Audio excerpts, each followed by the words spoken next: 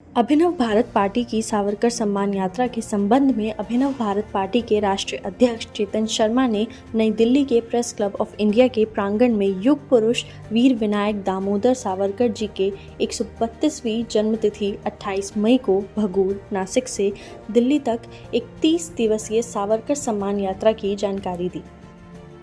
आज की जो हमारी प्रेस कॉन्फ्रेंस है, ये इसका जो मुख्य उद्देश्य है वो ये है कि 28 मई 2025 से अभिनव भारत पार्टी जो है वो भगूर से, नासिक पे जो भगूर स्थान है, जो सावरकर जी का पैतृक गांव है, वहाँ से एक सावरकर सम्मान यात्रा निकालने जा रही है, जो कि देश के लगभग 22 राज्यों से होती हुई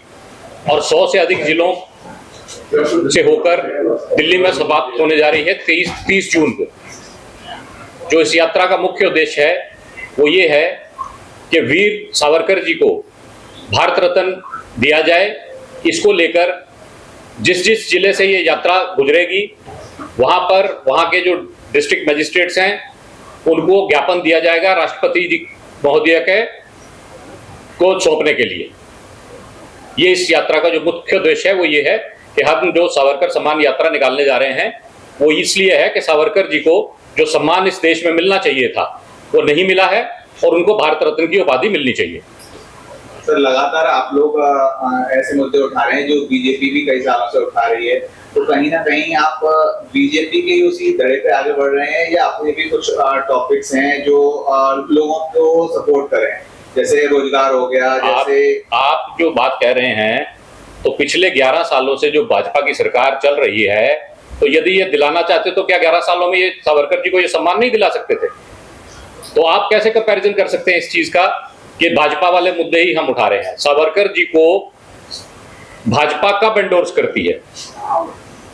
अभिनव भारत पार्टी का जो मुख्य, हमारे जो प्रेरणा स्रोत हैं वही वीर सावरकर हैं, तो हम तो उन्हीं के लिए लड़ रहे हैं ना, जिनके नाम पे ये पार्टी बनी है, जिनका ये संगठन हुआ करता था। तो भाजपा का और हमारा तो कहीं कोई कंपैरिजन ही नहीं है इस बात को लेकर। बहुत दिनों से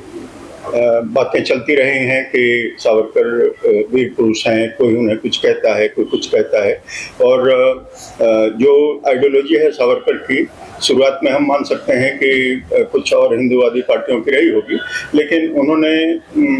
सावरकर जी को भारत रत्न देने के लिए कोई भरपूर प्रयत्न नहीं किया। तो हम एक जन जागरण अभियान, लोगों में इस चीज़ की समझ हो कि एक वीर पुरुष 132 साल पहले ऐसा जन्मा जिसने ऐसी परिकल्पना की जो पूरा नहीं हुआ, तो इस कारण से आज धर्म पूछकर लोगों को मारा जा रहा है। अगर एक समर्थ देश, एक समर्थ राष्ट्र, एक सामर्थ्यवान राष्ट्र, अगर हमने बनाना है तो सावरकर की परिकल्पना को हम लोगों ने साकार रूप में देना है। और अगर इसके लिए सावरकर का और भी 40 से ज़्यादा किताबें उन्होंने लिखी हैं, उनका जो शौर्य है वो तो अतुलनीय है। तो जब तक उनके बारे में जन जन में ये आवाज़ नहीं पहुंचेगी, तब तक मुझे लगता है कि भारत सरकार टालमटोल करती रहेगी या